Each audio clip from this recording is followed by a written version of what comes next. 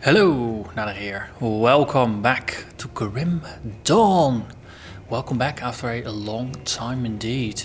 It's been over 3 months since the last episode, where we left off with our hardcore ultimate difficulty damage reflection soldier turned commando.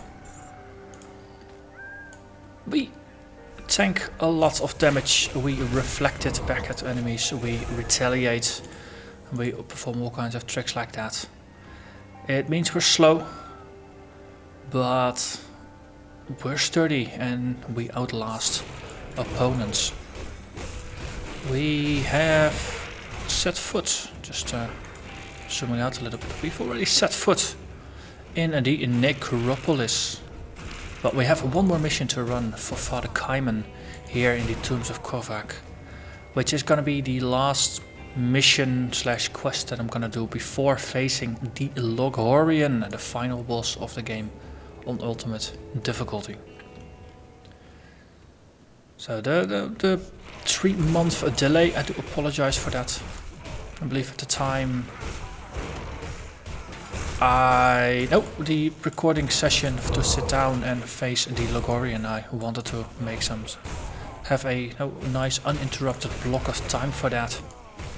Then I got busy for a bit, then the Diablo 3 Necromancer got released and I decided to do a full playthrough with that while that was all still new. Then a lot of new stuff happened for Path of Exile. Basically the Path of Exile betas took over my life for 3.0, then 3.0 got launched. And well, now we're finally at a point where there's nothing new going on outside of Grim Dawn, and Grim Dawn itself is actually the thing that has all of the newness. On the 11th of October 2017 is when the expansion, the Ashes of Melmouth, the expansion for Grim Dawn is supposed to be released. And yeah, no, I think it is gonna get released at that date. That's no, they've announced it. There's no going back. So that means in 3 days from when I'm recording, 2 days from when you could first see this video, it's gonna be an expansion for the game, which will add 2 new acts to the game. They pulled a little bit of a mini Path of Exile. They didn't add just a single extra act. They added 2 whole new acts to the game. Expanding the content from 4 to 6 acts. And on top of that, they're gonna add 2 new classes. The Necromancer, which of course I'm gonna be playing, and the Inquisitor, which I'll probably end up playing afterwards. So that means, effectively we got Monday, we got Tuesday for 2 Grim Dawn videos, and then on Wednesday we got the expansion, and of course you want to watch an episode of the expansion then. So there's 2 videos left in this series, at least for now. I'm not gonna do anything silly or throw this character against anything over the top, but that said, I'm gonna finish this quest, which I've done some bounties before I started, or I've actually done 1 bounty and just some running around before I started recording this. It's going to be a slightly more serious warm-up for me. After this, in the next episode, I'm going to record them back to back, and I'm going to go straight after the Logorian, just to finish this once and for all, or die trying. So as the little warm-up showed me, yeah, this build is ridiculously difficult to kill, but tough enemies are also pretty difficult to get killed by this build. But this Ignatius dude here is pretty much upside down about it. I don't think I should try to knock you down. It's just gonna hurt my own chances. And there we are. Dead in the water.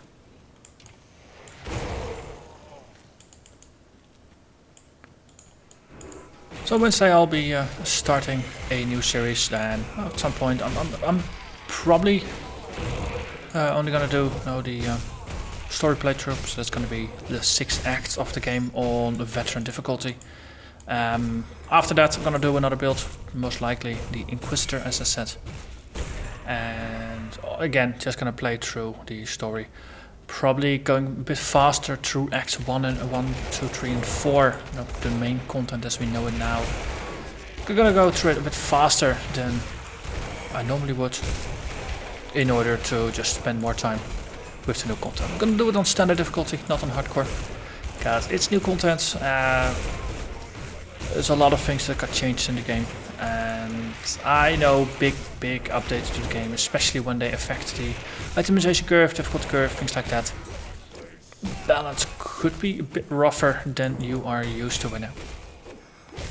So, just getting reacquainted with the game, with the new game then, on not hardcore and standard, is gonna be the safest thing. That way I can just focus on doing a full playthrough, and even if I die once or twice or 10 times, doesn't matter. I will still end up completing the story. Yes. As I've mentioned in previous videos and in other places, the world of Grim Dawn is the most compelling world in the action RPG genre. Diablo 3 has very nice cinematics. Path of Exile has a really solid build variety. Grim Dawn has just world design. The secret areas especially, and the way they're hidden. There's just so much in here, and I think in terms of secrets, the new content will have more secrets than the rest of the game combined. So there's gonna be a lot of things to discover. And I won't discover everything in the first playthrough, and probably not in the second playthrough either. But gonna put in my best effort and just see what we can do with it.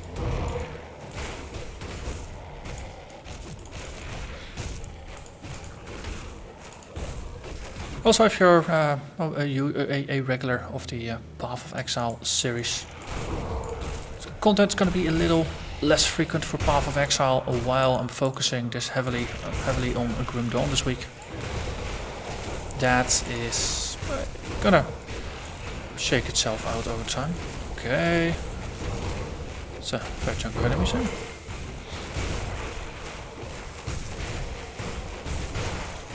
But once the new series is underway, then I'll just start mixing in some Path of Exile again. Now over there, in a place where just doing some high level maps, and it just requires quite a lot of work to prepare for each episode, and I'd rather spend that time on Grim Dawn this week.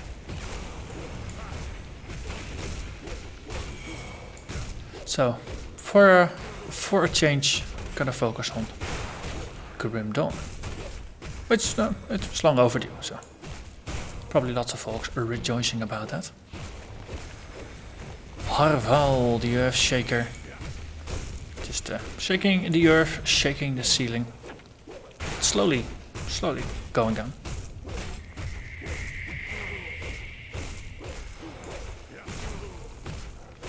I still stand by it. For hardcore, this is probably one of the best characters I could have rolled, without question, because it's pretty darn tough to kill this guy.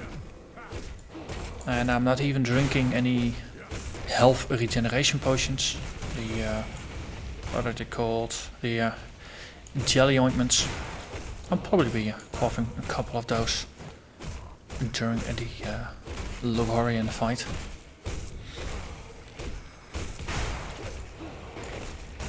But for here, we don't need those things. Very curious to see just how ridiculous the Logorian is going to be, or whether compared to some of the purple enemies I've faced so far, it's actually going to be a manageable fight. It's always one of those things that's a little tricky.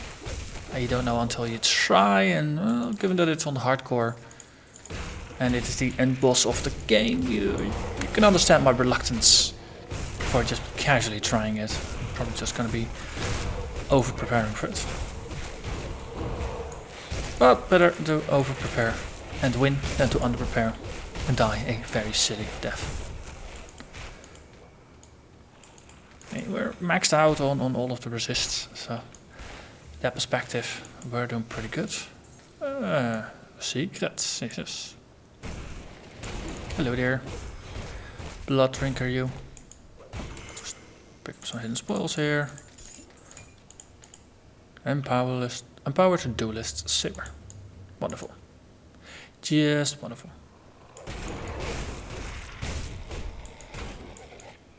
Still funny that my taunt works through the wall, effectively just dragging in half of the dungeon here.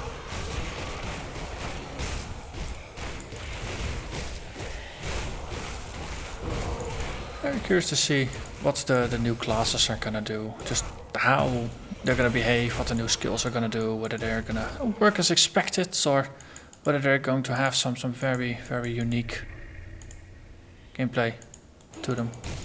Okay. This one's already open.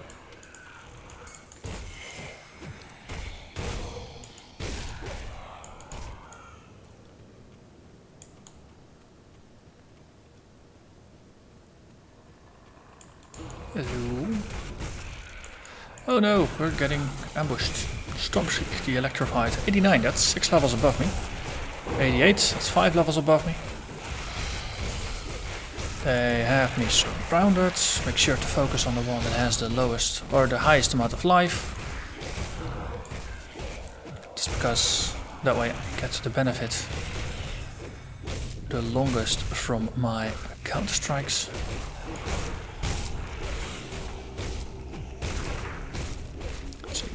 Yeah, so boosting my pierce resistance to 88 while blade barrier is up.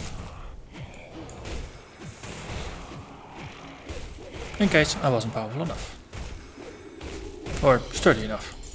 Powerful is not the word to use for this build. But sturdy most definitely is. Okay, at least we got all the loots here. Then to double check how the heck did we get through here again. So pulls the lever.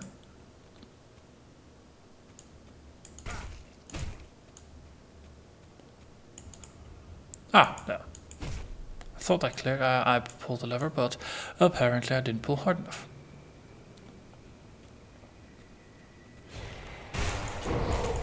Okay, see if we can just become the center of attention rather than a bit of a wallflower.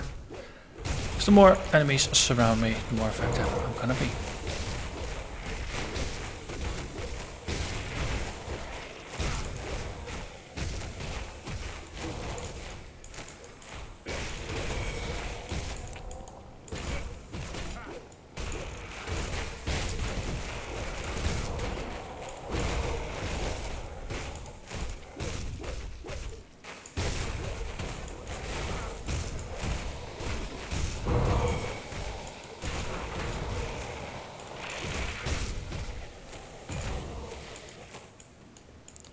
Let's see, one more chest.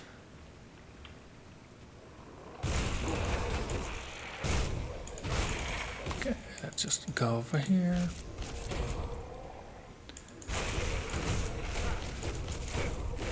And a couple more balls.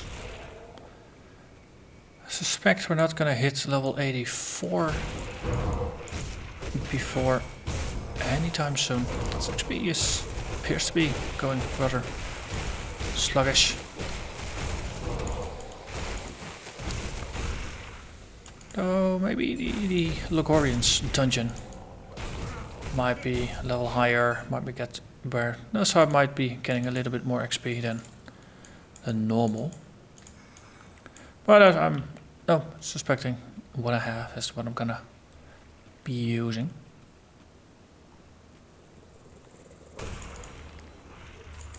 Hello there, Sharanatu, Harbinger of the Void.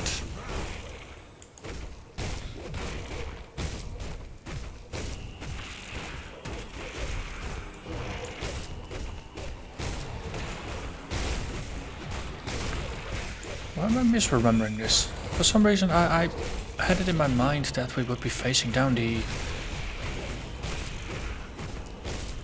main dude of the Necromancers, not a demon. Because this is a harvest to avoid that. Not quite what we're going for.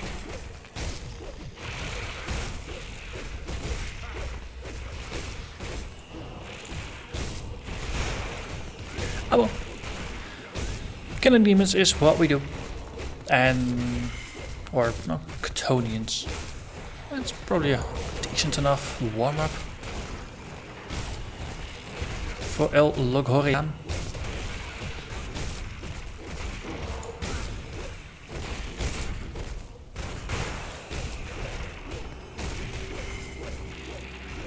Yeah, next build definitely is gonna have more power. And of course a whole army of skeletons to do the taunting and tanking, so I don't have to. And thus allowing me to do some more damage from afar. Now for the Necromancer, I've had a little bit of a look at the skills. There's definitely some skills that have more synergy than others. But in all fairness, I'm probably gonna do a similar approach as I did with my soldier. And most of the builds I had before. Pick one or two skills that I think are gonna be pretty good. Or, no, in case of the Necromancer, the skeletons are the thing I really care about. Those are the ones I know I'm gonna max. For the rest, all the other skills, I'm just gonna put 1 point into them. And see how they work out. And then keep the things I like, drop the things I don't. And contrary to some of the earlier builds I did, maybe focus a little bit more on synergy, elements wise, but also on sustainability. And there I picked up an Eye of Korvaak.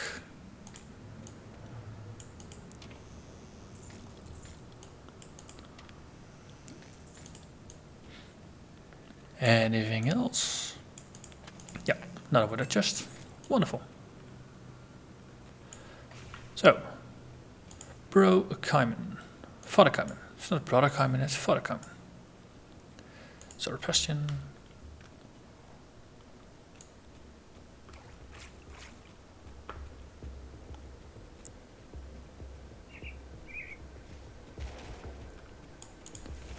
Especially because the Necromancer series will not be on hardcore. I have a lot more leeway because if I mess up the build, then that can be fixed.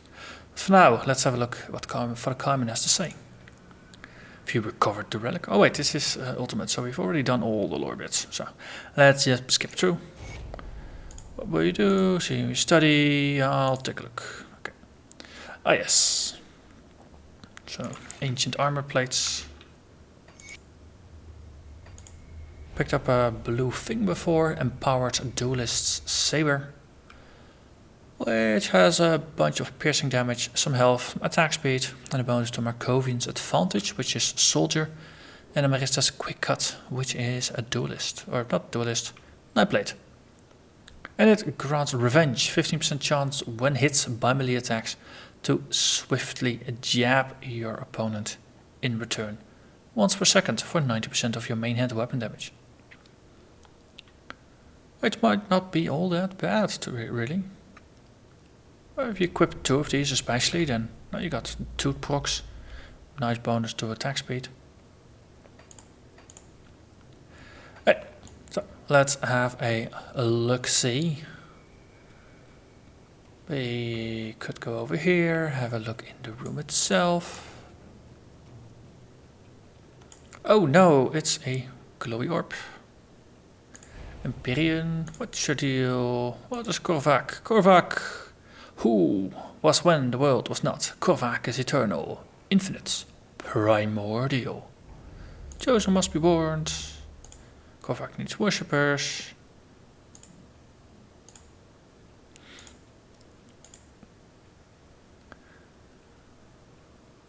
Yes. They were opposing Kton.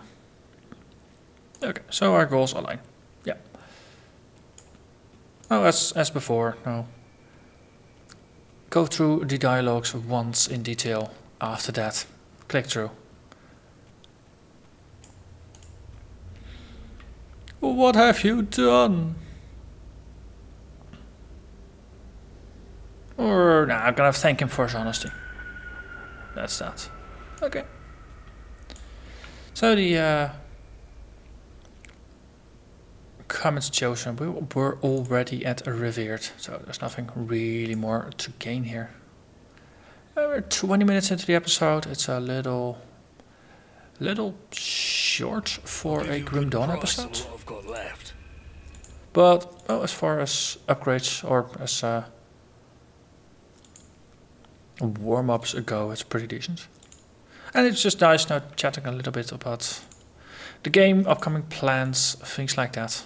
And of course the expansion that will be here very soon. Yeah. Okay, so now on to preparing for the Logorian itself. Is there anything over here that we could bring? Put it to good use. Come see what's left of my wares. Probably not. Now, if there's going to be anything that to bring, I probably already have it. For some reason I ended up with a big stack of chaos resistance potions, even though I'm maxed out. So that's alright. We have these royal jelly ointments. They last for 450 seconds. So that is quite a while. I will be chugging those once I enter the actual fight with Logorian. I have a stack of 11 ether clusters, which are kind of like panic buttons.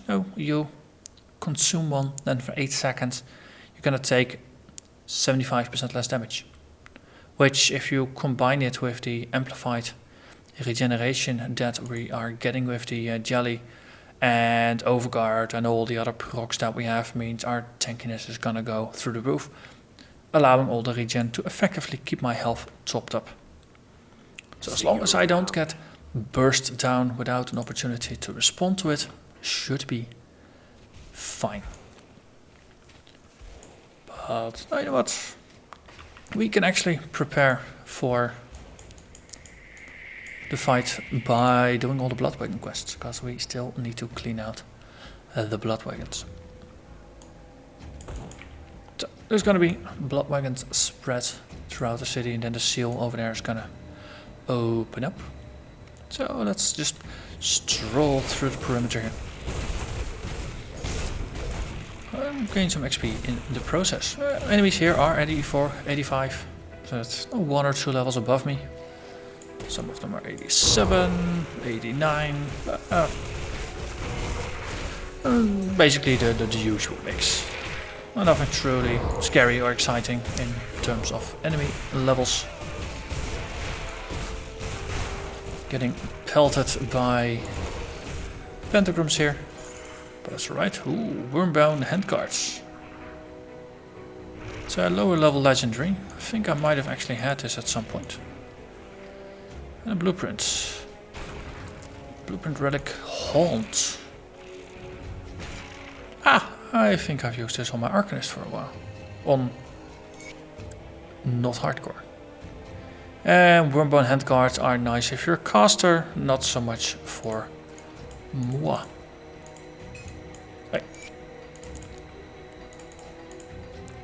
Wonderful. Let's keep looking for these bloody wagons here. Okay, that goes down. Then we got the Cadence Vanguard.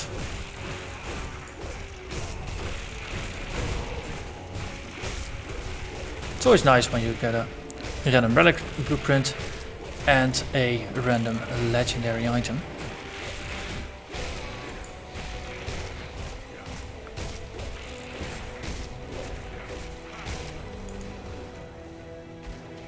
Especially with the blueprint drops, most of the time you're gonna get a new one instead of a duplicate. Got a nice system in the game where if the blueprint that would randomly drop is one you already have, they'll roll it again once in order to see if they can roll something that's not a duplicate.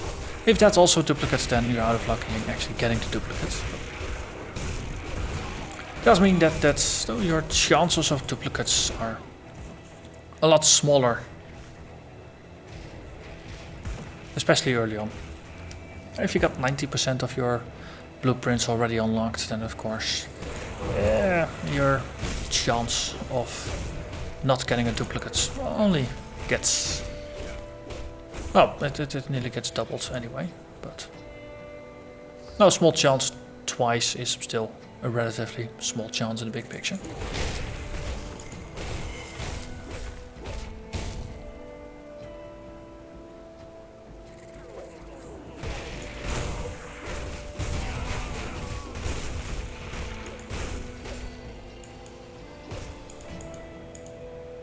Okay.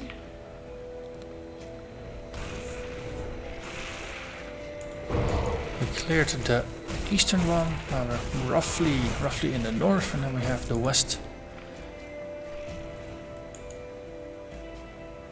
Let's see, this was the bridge. Leads to the Bastion of Chaos. So at some point I might end up doing that one.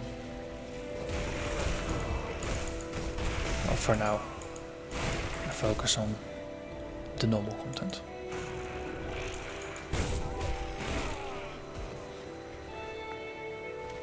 I believe I had to step down a little bit.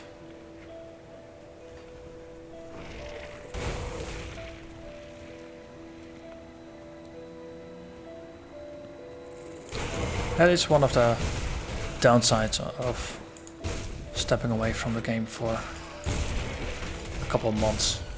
Some of the knowledge, like how specific maps are laid out, fades a little bit, and Grimdawn, the world is large enough that even at the best of times my recollection is never quite perfect. So I literally just took the staircase before the blood wagon.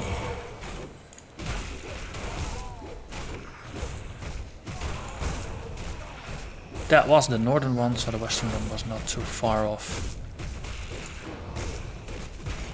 Maybe I'm confusing the two. This was somewhere over there.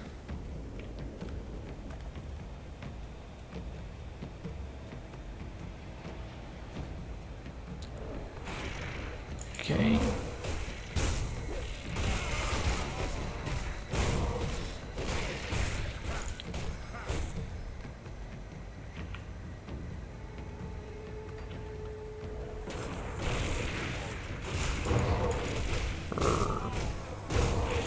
Okay. Where were a blood wagon? Where would I hide?